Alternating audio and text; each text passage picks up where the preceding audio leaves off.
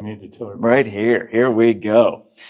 Oh my goodness. If you are a fan of books, and if you are a fan of Western books, this is a Cool FM Book Club episode you do not want to miss. Welcome back to the Cool FM Book Club with Jeff Davenport, brought to you by SSVEC, Sulphur Springs Valley Electric Cooperative, serving our community. We are actually live. Take a spin around, Mr. Smith, and just see. We are live in the Sierra Vista Library conference room. There's already a line going almost out the door of the library because people are here to see the one and only Craig Johnson, who we will talk to in just a second. Have you ever heard of the Longmire series, either the books or on Netflix or A&E?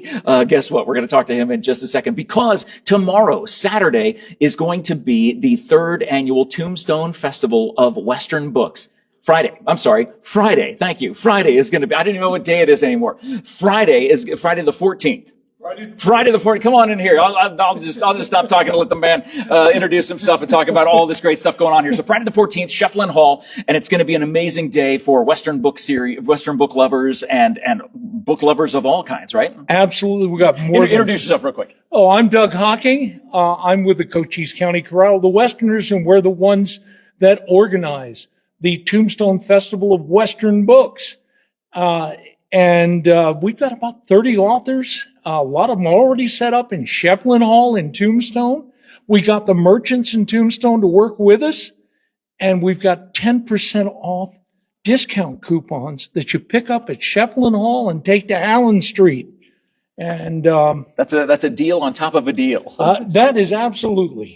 I love that. And so third annual, this is something that's been going on for a few years now. Mm-hmm. What was the idea to bring that the Western literature to the town Too Tough to Die? Well, I mean, Clum said it. He said every town needs an epitaph and every Western town needs a festival of books. I agree with that. And being able to do the Western side of it and talk about the history of the West and be able to incorporate someone like Craig Johnson, as prolific an author as he is, who we'll talk to in just a second. What is that like, bringing in him as like a keynote and then having him do this address here today at the Sierra Vista Library? Oh, we think it's wonderful. We're so glad that Craig is such a nice guy. He's just been wonderful. He helped us set up carrying tables and of course, we got him a tour of the Masonic Lodge. I don't know if you've ever been to Schiefflin Hall. Oh, yeah. Biggest adobe building in Arizona. Built in 1881, opened in 1882 as a legitimate theater. Upstairs is the Masonic Lodge. That's right. And, super secret, right? Oh, of course. Absolutely. Well, we got Craig and his group a tour. All right. So he's an honorary Mason now. All right. That's good. It's good to know that he's with the Masons. I'll be very careful with the questions that I ask him here momentarily because, the Masons. Yeah. Don't ask about the secret handshake. Right. Exactly. So this is exciting. So again, tomorrow, Friday, the 14th, going on. What time to what time? We'll open at 9 in the morning and we're staying open until 5 in the evening. That's so that folks that don't want to carry books all around town can come back at the last minute and collect their books. Now, what is going on here at the Sierra Vista Library coming up at 5 o'clock today on the 13th? Oh, Craig is speaking and we'll be signing his books afterward. Oh my gosh, this is going to be amazing. And that's going on right here. Is there an admission charge for that? If people None whatsoever for either event. So if people are watching this right now, there is still time to come on down, get it. The line is already long. I promise you. They were thinking I was cutting in line to come in here, to talk to Craig and talk to the guys here. It's just an amazing time. Well, thank you so much for talking to us.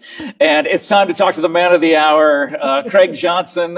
Give him a big round of applause, everybody, as he's coming to the camera. Oh, yay. All one of you. The crowd goes mild. No, come on. This is Craig freaking Johnson right here, man. Craig, it's an honor to meet you, sir. Thank you so much for taking the time to come here. You talked about your history in Southern Arizona, obviously a Wyoming guy. Yep. Coming down to Arizona because your daughter went to U of A. She and, did. Of course, we all bear down here in Sierra Vista. It's kind of important. Like I said before, March is an easy sell in Arizona when you're in Wyoming. I got to tell you. Let's talk about, there's just a few questions because again, I know you got some preparation to do before this event starts in about half an hour at the Sierra Vista Library. Craig Johnson, Longmire obviously is legendary at this point. All those books. Are you constantly? What happens in your brain when you do something that takes up so many books and so many novels and so many adventures? Is there something just always on your mind of like, oh, this could be the next one, or how does that work for you? Well, when I first started out like that, I mean, it was just a standalone book. Like at the Cold Dish was just a standalone Western literary piece. Like that, and so that's when Viking Penguin got a hold of me and said, "Hey, we think you should do this as a series." And that's when I, with the knowledge of not even having had one book published, started arguing with the president of Penguin USA, going, "Yeah, I don't think that'll work, but I got some other ideas." And she was like, "Why don't you go back to your ranch and think about this?"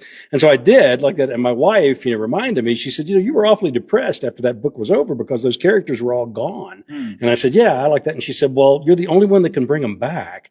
And so, in the beginning, I have to admit that I was like a little worried because I thought, where are you going to come up with ideas and everything? But one of the secret weapons that I've got is newspaper articles. Look at your line of work. Look at, and so what I do is I just cut out newspaper articles now, and I've got like a newspaper article file. It's about 2.5 inches thick. Interesting. Nothing but like at ideas for Walt Longmire novels. And I'm going to die before I get them all written. Is what's going to happen. Well, I mean, not to be very morbid about this, but I mean, Tom Clancy still has the books published right now, even though he's passed, about the Jack Ryan series. They do, or but different. But I have given my wife I've given my wife strict orders that when I go, Walt goes. That's the end of it. Okay. Well, I mean, that's an interesting thing to not to think about or to dwell on, but something to think about ahead of time. Looking at when you're writing these characters, did you envision kind of what they looked like and what they were supposed to be? Can you see them in your mind as you're writing?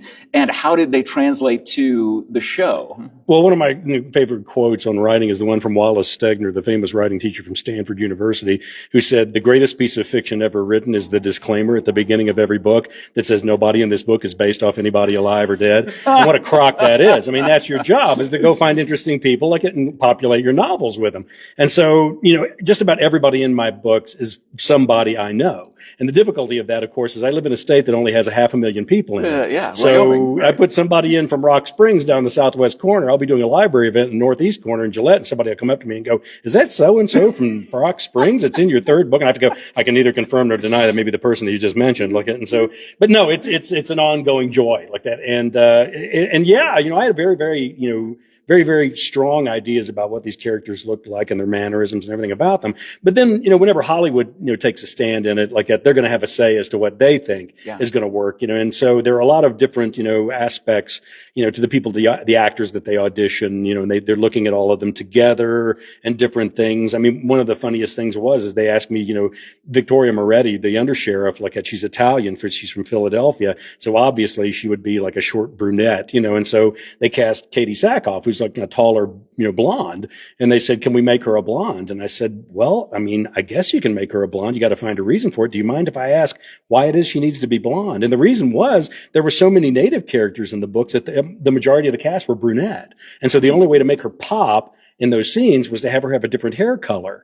So it's little things like that Hollywood kind of contends with that make some of those choices for you. Is it satisfying to you as a writer that when most people talk about books versus TV shows or books versus movies, they always say the book is so much better? Well, and I'm not even being, sarcastic about it like that. I mean, whenever you're comparing a 400-page novel to a 42-page teleplay, there's going to be a lot more material there. And the secret weapon that we writers always have is the reader's imagination is what we have. Because everybody that would read that book, they're going to have their own identification as to what those characters are going to look like, what that world looks like, everything. Hollywood kind of has to commit to what their image is going to be of this, series or characters or whatever.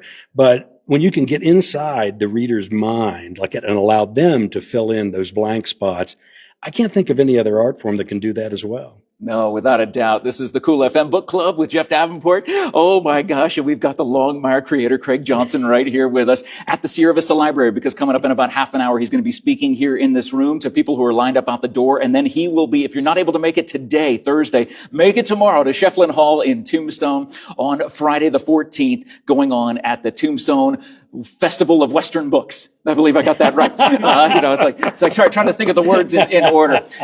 Craig, as a prolific author, and obviously you talked about your newspaper articles. I mean, is that something you do, something you read often, like when you're not working on your own material? Do you find other writers who you find interesting or fascinating? Do you stay in the Western genre, or do you explore like science fiction or anything else? I mean, when you're writing a series like that, that's one of the difficulties is that just an awful lot of your time, has to go to the series like that. As far as, the other great thing about the newspaper articles is it kind of keeps the book grounded in a reality because, there are 23 counties in Wyoming, not including Absaroka County, the 24th county, which is fictitious. Yeah. But I've got 23 experts who are more than happy to tell me when I get things right or when I get things wrong. And so I always make sure like that. I mean, I've read books, that take place in our part of the world, in the American West. And, to me, one of the most exciting periods in the American West is right now. I mean, there's so many facets and so many dramatic conflicts and so many things going on like that it's an incredible time to be writing about like that. But then again, I also want to make sure that I get it right, that it's honest. I don't want anybody, the most horrible thing that could ever possibly happen is somebody's reading one of my books and say that would never happen in our part of the world. It would never happen. And so to me, it's nice to have that backup of a story where I can go, well, actually, it kind of did. Well, because you have not only the newspaper articles, but again, you're a Wyoming guy through and through. So, I mean, you live that experience every day yourself. And you base these characters on people you know. Well, I live in a town of 25. And you know what? They're all in my books. So, I was going to say, so there's 23 there right now because you and your wife are here. It's here. We turned the lights off when we left. So it should be fine. Make sure they didn't leave the iron on. If somebody can check on that for me, no. But I mean, thinking about, where this journey is taking you, could you have imagined when you were writing that first book, what would have been laid out in front of your path? No. I mean, for me, like that, the whole idea was I hoped I would sell enough books so that I could continue to sell books. That's all I really wanted to do was write. And I laugh about it like that because whenever I'm doing writing workshops or something like that, there are a lot of students and they'll say, well, what's it like to go out and have a beer with Lou Diamond Phillips? What's it like to fly all over the world to all these countries and have your books translated and all these things? And I'm always looking at them and going, you do realize that that's like 5% of my life. The other 95% is sitting in a room typing about my imaginary friends. Okay. And so unless you're really kind of an introvert and that's the part that you really enjoy, I don't think you should be a writer. And for all those writers, that's why we do this segment called the Cool FM Book Club, brought to you by SSVEC, Sulphur Springs Valley Electric Cooperative, serving our community. Looking at people who have that gift, I'm always fascinated by creators. I look at myself as, either a content creator or, a musician that creates and things like that. But I love the written word. There's something about these pages that are able to transport us through space and time to either fictitious places or, real times in history. Being able to do that, knowing that the power of the pen has been around for ages, finding that niche for you, how did that all come about? I don't know. It's a tricky proposition like that because, I mean, you really don't know if it'll work. I mean, you can go and you can study writing and you can try and learn about writing, but the only way that you're ever going to be a writer is by sitting down and writing. And then that takes an investment of time and energy like that. And it's like anything else. I mean, you wouldn't step off the sidewalk out here and try and run a marathon. You wouldn't go over here to the weight room and try and bench press 400 pounds. You're going to work your way up to it. Like anything you do, the more you could bench press 400 pounds. The more you're cowboy strong. Come on.